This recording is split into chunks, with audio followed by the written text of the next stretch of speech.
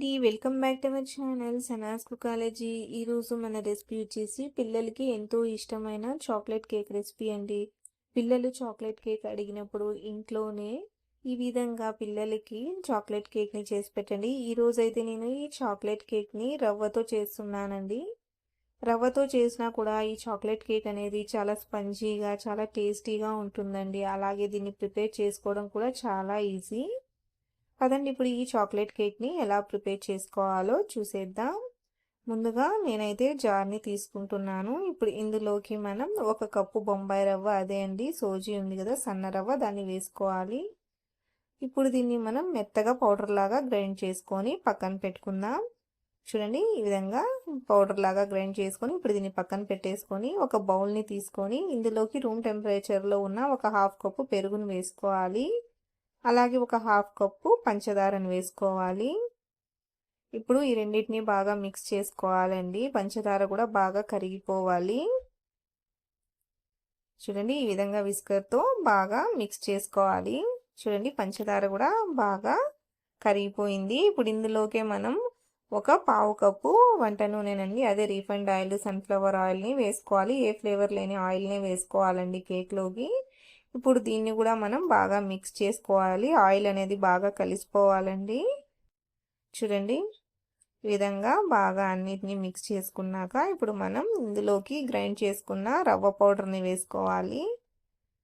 పౌడర్ని వేసేసుకున్నాక ఇప్పుడు దీన్ని మనం బాగా మిక్స్ చేసుకుందాం. ఈ విధంగా వన్ డైరెక్షన్లోనే ఉంటలు లేకుండా బాగా మిక్స్ చేసుకోవాలి.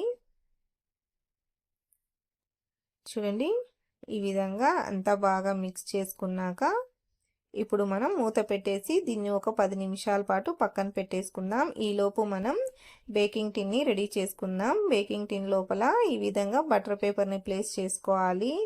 ఇప్పుడు దీని లోపల బటర్ కానీ ఆయిల్ కానీ ఈ విధంగా గ్రీస్ చేసుకోవాలి. ఒకవేళ మీ దగ్గర బటర్ పేపర్ లేకపోతే టిన్కి కొద్దిగా ఆయిల్ కానీ బటర్ కానీ అప్లై చేసుకొని గోధుమ పిండితో లేదా మైదా పిండితో డస్ట్ చేసుకొని పెట్టుకోవచ్చు. ఈ విధంగా టిన్ని రెడీ చేసి పక్కన పెట్టుకొని ఇప్పుడు స్టవ్ మీద మందపాటి ప్యాన్ కానీ లేదా ఓల్డ్ కుక్కర్ కానీ పెట్టుకొని ఇప్పుడు దీని లోపల స్టాండ్ని పెట్టుకోవాలి. మీ దగ్గర స్టాండ్ లేకపోతే ప్లేట్నైనా ఫోల్డ్ చేసి పెట్టుకోవచ్చు. ఇప్పుడు మూత పెట్టేసి దీన్ని 10 నిమిషాల పాటు ప్రీ హీట్ చేసుకోవాలి. ఇంకొక సైడ్ చూడండి, ఇది కూడా బాగా నానింది. ఇప్పుడు దీని మీద మనం జల్లెడని పెట్టుకొని ఇప్పుడు దీంట్లోకి ఒక 2 టేబుల్ స్పూన్ల కోకో పౌడర్ని వేసుకోవాలి.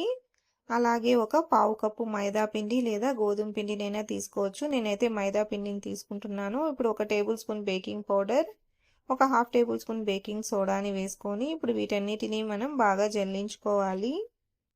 చూడండి, ఈ విధంగా ఉంటల్లాగా ఉన్నా కూడా మనం ఈ విధంగా మ్యాష్ చేసుకొని జల్లించుకోవాలి. చూడండి, ఈ విధంగా బాగా జల్లించుకున్నాక ఇప్పుడు ఇందులోకి మనం 1 టేబుల్ స్పూన్ వెనిలా ఎసెన్స్ని వేసుకోవాలి. అలాగే ముందుగా 1/4 కప్పు పాలను పోసుకోవాలండి. ఒకవేళ మీకు తక్కువ అనిపిస్తే మళ్ళీ ఇంకొన్ని పాలను యాడ్ చేసుకొని దీన్ని కలుపుకోవాలి. చూడండి, ఈ విధంగా వన్ డైరెక్షన్లోనే విస్కర్తో కానీ స్పాచులాతో కానీ ఈ విధంగా బాగా మిక్స్ చేసుకోవాలి. ఈ విధంగా వన్ డైరెక్షన్లో కానీ కట్ అండ్ ఫోల్డ్ మెథడ్లో కానీ చూడండి వీడియోలో చూపిస్తున్న విధంగా కలుపుకోవాలండి. బ్యాటర్ కన్సిస్టెన్సీ అనేది ఈ విధంగా ఉండాలి. ఇప్పుడు దీన్ని మనం టిన్లోకి పోసేసుకుందాం. విధంగా పోసుకున్నాక ఇప్పుడు దీన్ని బాగా ఒక 2-3 సార్లు ట్యాప్ చేసుకోవాలండి. ఏదైనా ఎయిర్ ఫామ్ అయి ఉంటే రిలీజ్ అయిపోతుంది. ఇప్పుడు దీని మీద మనం గార్నిషింగ్ కోసం మీ దగ్గర చాక్లెట్ చిప్స్ ఉంటే చాక్లెట్ చిప్స్ని వేసుకోండి, లేదా డ్రై ఫ్రూట్స్నైనా చాప్ చేసి వేసుకోవచ్చు. నేనైతే చాక్లెట్ చిప్స్ని వేసుకుంటున్నాను. ఇప్పుడు ఈ విధంగా గార్నిష్ చేసుకున్నాక ఇంకొక వైపు చూడండి, మన కుక్కర్ కూడా ప్రీహీట్ అయిపోయిందండి బాగా. ఇప్పుడు దీని లోపల మనం ఈ టిన్ని పెట్టేసుకొని ఇప్పుడు మూత పెట్టేసి ఒక 30 నుంచి 35 నిమిషాల పాటు మీడియం ఫ్లేమ్లో బేక్ చేసుకోవాలి.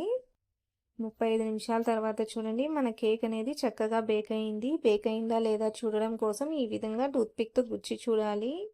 టూత్పిక్ అనేది క్లియర్గా వస్తే మన కేక్ అనేది పర్ఫెక్ట్గా బేక్ అయినట్టు. ఒకవేళ మీకు తడిగా అనిపిస్తే ఇంకొక 10 నిమిషాల పాటు బేక్ చేసుకోండి. ఇప్పుడు ఈ టిన్ని మనం కుక్కర్లో నుంచి తీసి బయట పెట్టుకుందాం. ఇప్పుడు దీని మీద తడి క్లాత్ని వేసుకొని దీన్ని బాగా చల్లారనివ్వాలి. చూడండి, మన కేక్ అనేది కంప్లీట్గా బాగా చల్లగా అయిపోయిందండి. ఇప్పుడు దీన్ని మనం డిమోల్డ్ చేసేసుకుందాం. దీన్ని ఊరికే ఈ విధంగా ఫోల్డ్ చేస్తే చాలండి, ఈజీగా వచ్చేస్తుంది. ఒకవేళ మీకు రాకపోయినా మీరు స్పాటిలాతో కానీ నైఫ్తో కానీ సైడ్స్ కొంచెం ఇచ్చేసుకుంటే ఈజీగా వచ్చేస్తుంది. ఎంత పర్ఫెక్ట్గా బేక్ అయిందో చూడండి మన కేక్ అనేది. ఇప్పుడు దీనికున్న బటర్ పేపర్ని తీసేసుకుందాం. బటర్ పేపర్ కూడా ఈజీగా వచ్చేస్తుందండి. అంతేనండి, మన సూజీ చాక్లెట్ కేక్ అనేది రెడీ అయిపోయింది. చూడండి, చూడడానికి ఎంత ఎమ్మీగా ఉందో కదండి, ఎంత కలర్ఫుల్గా వచ్చిందో చూడండి. చూస్తూ ఉంటేనే తినేయాలన్నంత బాగా వచ్చింది చూడండి కేక్ అనేది. చూడండి ఎంత సాఫ్ట్గా వచ్చిందో, ఎంత స్పంజీగా వచ్చిందో చూడండి. లోపల నుంచి కూడా ఇది చక్కగా పర్ఫెక్ట్గా బేక్ అయిందండి. చూడండి ఎంత బాగా బేక్ అయిందో. తినడానికి కూడా ఇది చాలా చాలా టేస్టీగా ఉంటుందండి. అసలు మనం రవ్వతో చేసిన కేక్ టేస్ట్ లాగే ఉండదండి. నార్మల్గా మనం పిండితో చేసుకునే కేక్ లాగే ఉంటుంది. పిల్లలు కేక్ అడిగినప్పుడు ఇంట్లోనే ఈ విధంగా ఈ రవ్వ చాక్లెట్ కేక్ని ఒకసారి ట్రై చేసి చూడండి. మీకు ఈ చాక్లెట్ కేక్ రెసిపీ ఎలా అనిపించిందో నాకు తప్పకుండా కామెంట్లో తెలియచేయండి. అలాగే మీకు ఈ వీడియో నచ్చినట్టయితే లైక్ చేయండి, షేర్ చేయండి. అలాగే నా ఛానల్ని సబ్స్క్రైబ్ చేసుకోండి. Thanks for watching.